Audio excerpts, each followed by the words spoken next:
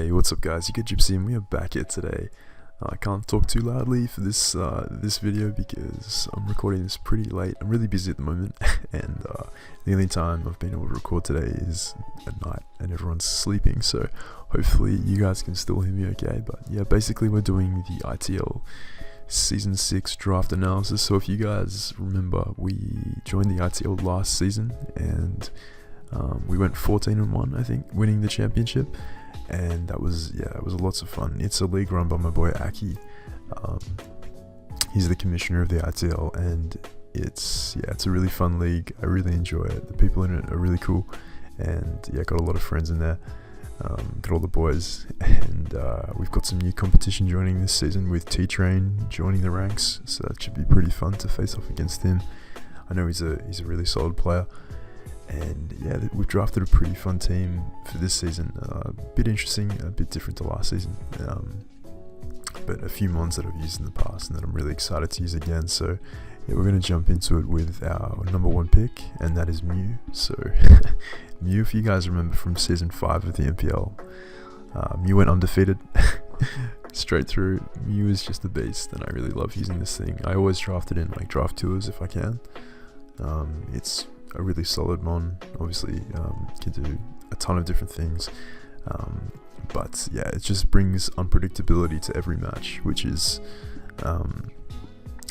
something really useful. It's also just a really solid, reliable mon for so many roles like defogging, hazard setting. It's a solid assault vest user, which is a set that I really enjoy. Don't really see many other people using it as an assault vest user, but yeah, it's a really nice pivot mon, really solid stat passer with baton pass.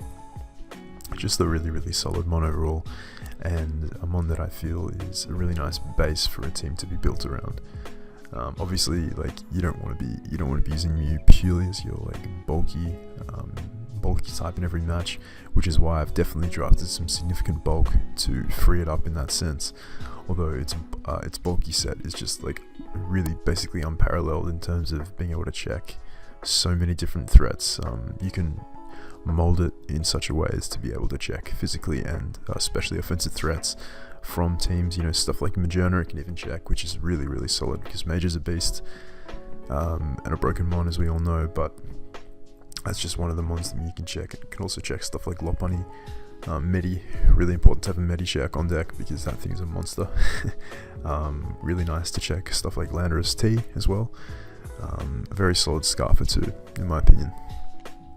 So that was my number 1 pick. I had a pretty low pick in the draft. I was quite late in the draft. Me and Aki got pretty bad spots, but we still managed to pick up some beast drafts. So yeah, that was my overall first pick. And the next mon that I wanted to grab is a mon that I'm really loving in the MPL, and it's a mon that I think is fantastic in the Gen 7 format, and that is none other than Celesteela. So Celesteela fits that nice, you can see I've just got some stats. I don't know why I have these stats in here, but yeah, basically this is Celesteela with max attack. It's pretty strong, but its typing, its move set, its move pool, its like ability and base boost just make this thing amazing. If you guys have been watching my MPL season 7, I think we're in season 7, our MPL season 7 journey so far, you'll see this thing has been putting in the work. I picked up a 6-0 a few weeks ago, which was pretty tight, so hopefully we can bring the same results to the ITL with this monster. I know a lot of teams are unprepared for stuff like Autonomized Celesteela, and this thing is actually one of the mons I chose to make as my Z-move mon. So in this league, we're allowed to have 2 mons per team using Z-moves. They can be any like support or offensive Z-move, bar Omni boosting moves, which obviously are banned. But yeah, Celesteela is a really nice Z-move mon, really solid recipient of baton pass from you as well. Really likes getting like swords dances passed to it, as well as like nasty plot boosts. Really help it as a sweeper, definitely for sure. But this mon synergizes really nicely with a lot of the mons on my team. It's just a really solid, reliable steal, which nowadays is very important with all the fairies running around.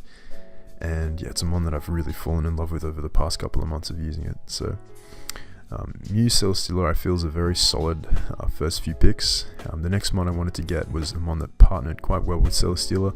supported my team with hazards and covered Celesteela's electric type weakness, and obviously picking up a solid ground in a draft is quite essential, and it's something that in the past they have kind of left for my late round picks for stuff like Stunfisk, but this is a mon that gives me rocks, a nice ground type, and T-Spikes, which I adore. If any of you guys have been watching me for a while, you'll know that I love T-Spikes.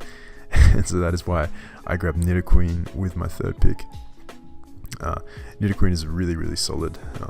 Obviously, like, these stats don't look very impressive, but this thing can do so many different things. It's got a ridiculous move pool, very, very solid, amazing coverage, sheer force.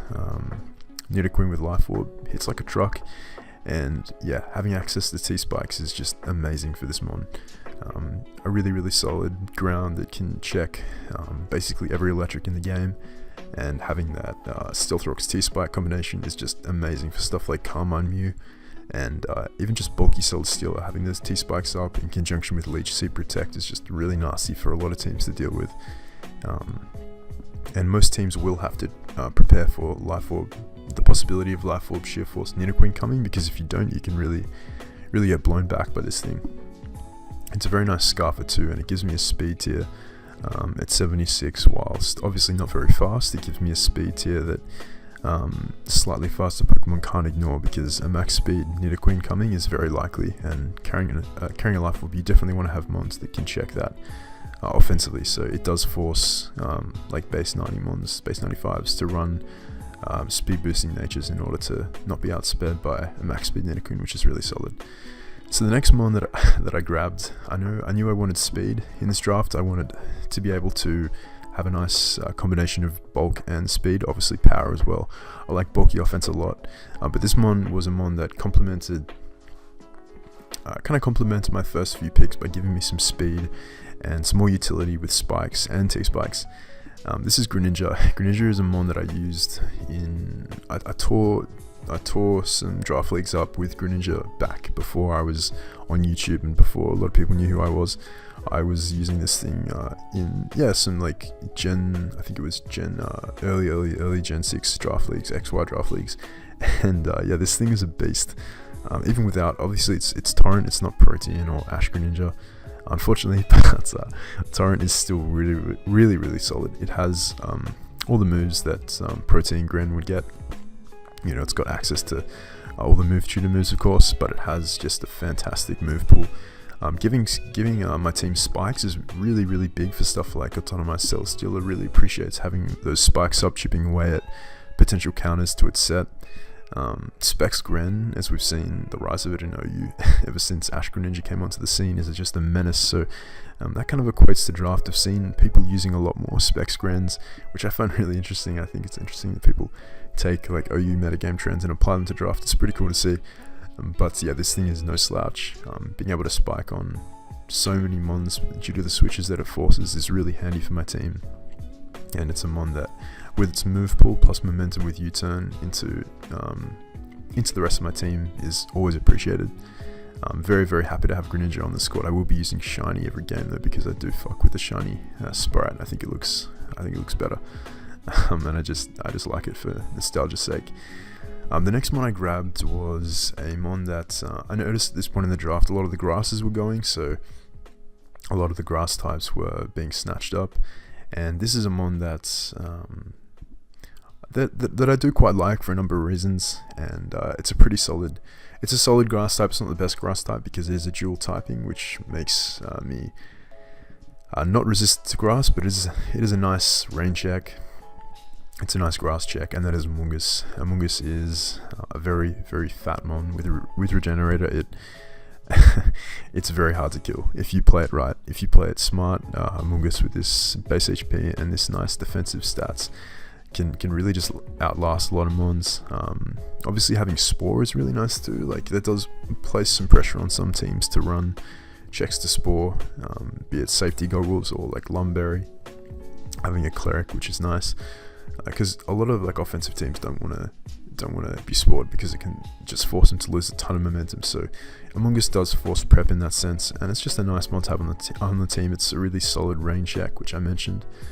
Someone did draft like rain plus Tapu Bulu, so Amoonguss is a nice catch-all check to that team in particular. Not too much to go into this. Its move pool is fairly limited. It does have obviously access to hidden powers. It has clear smog to negate setup sweepers, which is quite nice. Spore foul play. It's a pretty limited scope in terms of its move set, and I will actually be making. I have already made some changes to my draft a few weeks into the season, which I will go over at the end. And spoilers: Amoonguss does get dropped for a superior grass type, but for the first few games, Amoonguss was on my team anyway. We are about like 4 or 5 weeks into ITL at this point, but I just haven't had a chance to upload this yet. I've just been very busy, and MPL has been taking precedence. So the next mon that I did draft at this point was Salamence. I wanted another viable Z-move mon, and Salamence is a pretty nice mon. It's a fun mon that is just devastating with Z-moves. Really unpredictable too, because it can run special Z-moves to check its physically defensive counters, which may intend on checking like a Sky Strike Mence. You can rock like Inferno Overdrive, Fire Blast, which can just blow back things like Skarmory. Obviously, like Draco Meteor is there too as a special alternative to stuff like Outrage. Yeah, just a very solid mon. Really nice stats. Obviously, having that 4 times weak to ice isn't too nice. I already have Amoonguss, Nidoqueen. Stacking that ice weakness is a bit nasty, but we do have stuff like Mew, and which doesn't really care. Celesteela doesn't really care about ice, and we will patch up that ice weakness as we continue. But yeah, this mon, this base HP with Intimidate plus these defenses, it's really fat. It passes really fat wishes to the rest of my team, which is really nice. To put into perspective, a max HP Mence passes the same wishes as Clef does, so it passes some pretty fat wishes. And yeah, it's just a really solid sweeper. Again, it places a lot of pressure on teams to bring a defensive check to it, which may limit how much offense they can bring versus me, which is always nice. As Mew really shuts down defensive mons that may be aimed at checking Mence defensively. And if they want to run offense, I have Gren, who can really take care of a lot of offensive teams due to its speed tier and coverage. So those are my first 6 picks. I'm going to pause it and we're going to jump into the tail end of my draft. So the next mon I decided to pick up was my boy Slowbro. Now Slowbro has kind of mixed feelings by people. Some people like it, some people dislike it. They think it's really passive, they think it's bad this gen. I personally love Slowbro, and I think it's always been really solid in the format. A lot of people will disagree with that, but I've been around a lot longer than a lot of these people, and I know this thing is a menace. It's a very solid defensive mon, but its offenses aren't to be slept on either. It can definitely run a Trick Room offensive set, and the fact that it couples so nicely with Amoonguss. The regen core obviously is pretty notorious for being disgustingly difficult to break. But its typing coupled with Amoonguss, Water Psychic, being able to resist fire and psychic hits aimed at Amoonguss. Amoonguss obviously being able to chew grass and electric type hits aimed at Slowbro. So that is a pretty disgusting core right there. But yeah, Slowbro is a really solid mon. Carmine Slowbro is a win con in a lot of games. It does force opponents to run checks to it like Toxic or Hazing, because yeah, Carmine Slowbro is pretty difficult to stop. Once it gets up a Carmine, it becomes disgustingly bulky. It's another ice resist as well. So considering Mence and Nidoqueen are quite weak to ice, that's always nice to have another check in the back. Not too much to say about Slowbro. It does have a very solid move pool. It's got it even has Belly Drum, so if I ever really feel like bringing heat one week, we may bring like Belly Drum Slowbro, which could be pretty fun. But yeah, we'll have to see about that. This was a tier-based draft too, so it wasn't a point system. It was tier-based, so we had to pick like one tier 1, one tier 2, 2 tier 3s, a tier 4 and a 5, and then we had like 580 extra points. I had 600 because the previous season's champion gets another 20 points, which is a really good system. I think it incentivizes actually like winning the league, which is pretty cool. I think a lot of other leagues could implement that, but yeah, it's just something pretty cool in my opinion. I think it rewards the winner, because I think you should have incentive for people to win, apart from just like obviously knowing you've won, like the pride aspect of it. It's nice to have some tangible tangible reward for all the hard work you've put into a season. So having that extra 23 points means that you can potentially get a higher tiered mon with those extra picks. So at this point in the draft, I was picking all my sort of obligatory tier 1, tier 2, tier 3, tier 4 picks, and the next mon that I grabbed was my tier 5, my Hariyama. So Hariyama was the mon that I drafted in the MPL. Early in the MPL, I did end up trading it away, unfortunately, but it was a decision I made in the MPL, and we do have it here in the ITL, and it is a really, really solid mon. Thick Fat Guts, Sheer Force. I discussed it in my MPL draft analysis in depth, but yeah, basically this mon is just a really, really fun mon to use. I really enjoyed using it in the ITL and in the MPL, and if I didn't have to trade it away, I really wouldn't have.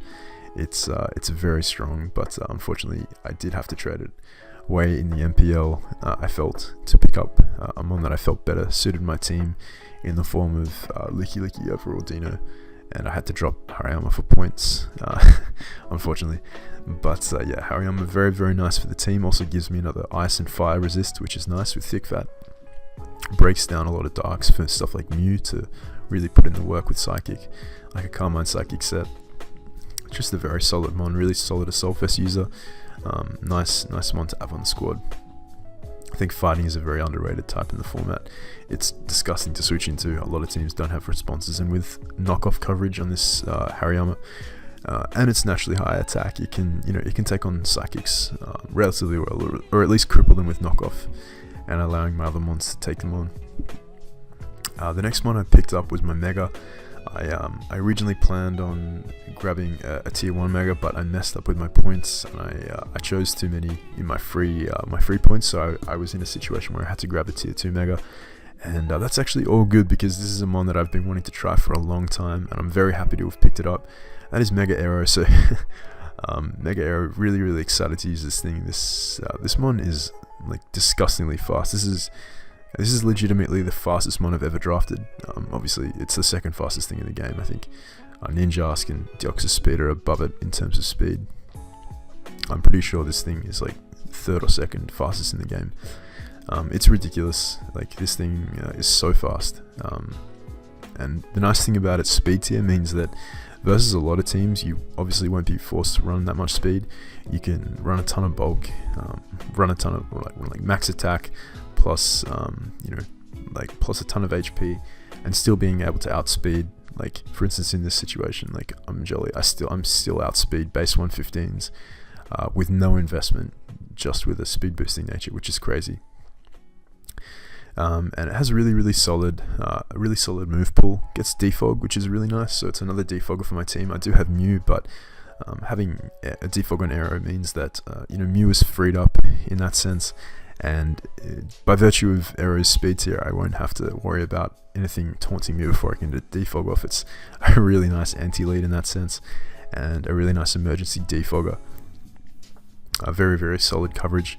It gets Hone Claws for potential setup, which is nice, but the Taunt Roost set is just really nice. I'm really looking forward to using this. Tough Claws is essentially a free life orb hit on physical moves, on contact moves, which, if you guys didn't know, makes Aero really, really solid with stuff like Ice Fang, Fire Fang, Crunch as well.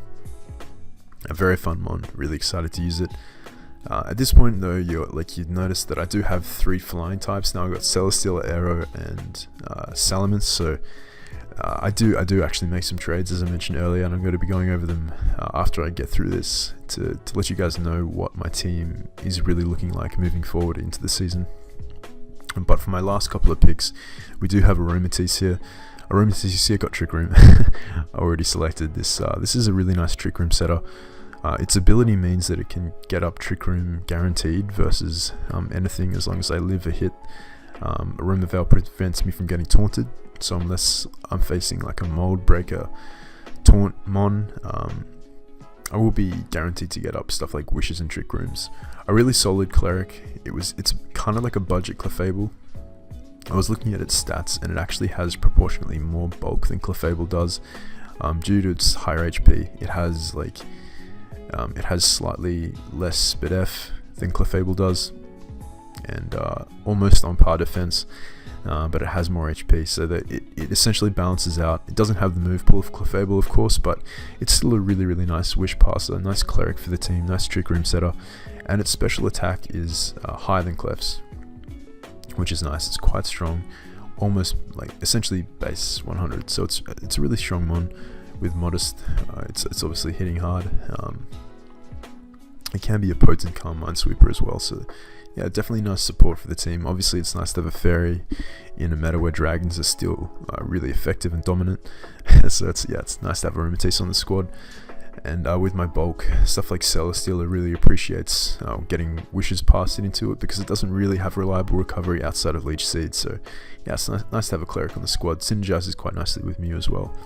The last one I wanted to get was Electros. Really, really solid mon from tier 5. I think it was tier 5. Very, very nice electric type. Haven't used it before in the format, but yeah, very fun. It should be a lot of fun to use. It gets like cool gimmicks in Coil.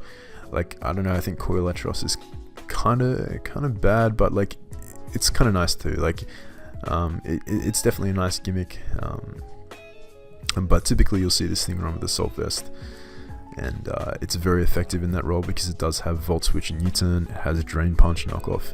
It has really, really nice coverage, and it's just a very, very solid Assault Vest user. Very nice electric check that every team really, really wants, and it provides really slow U-turns, which is really nice. If you look at its move pool here, for example, its stat distribution here, it's very slow. So like an Assault Vest set like this can really, really take on electric types, which can't do a ton back. It can get momentum out into my faster mons, like Aerodactyl, for example, to take them on safely. Just a very, very nice mon. Nice glue to the team. I don't really bring electrics to too many games, but obviously it's nice to have it in the back if I do ever need it. So that's my initial team. This was the team that I ended up drafting after the draft happened. It was a little bit disjointed because I did make an error when I was planning my points out, so I didn't get the exact kind of team that I was planning on. As you guys can tell, like I have 3 flying types, which is okay, but it's not really the kind of structure that I wanted for my team. So I'm going to quickly go into the changes that I made and the final team that I am probably going to be using for the rest of the season. Alright guys, so as I mentioned, I did make some trades a few weeks into the season, and judging by the team you see on screen, obviously I have traded away Salamence. So I mentioned that 3 flying types I felt was a bit much. I often felt like Celesteela was fulfilling the same roles that Salamence was, given that Celesteela was one of my Z-move mons, so I was bringing Supersonic Skystrike. Or I had the option to bring Supersonic Skystrike on that mon.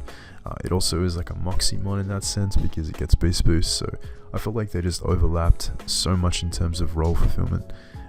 Obviously Mens can do stuff like Wish Passing. It can be like a really nice defensive mon. But I really just felt like with the Stealth Rock's weakness plus the Ice weakness that was compounding on my team, I could really do better with those points. And I decided to drop that. I decided to drop Amoonguss, and I decided to drop Hariyama. Now Hariyama, definitely obviously sad to see that go, but Mismagius in that slot gives me a really, really nice speed tier of 105, which was a tier that I was missing out on. It means that I think it's like base 115s have to run a speed boosting nature now. They can't just run to respect that creep. And it gives me a nice speed tier in between Mew and Greninja, which is really important. On the can outspeed base 100s is really, really nice.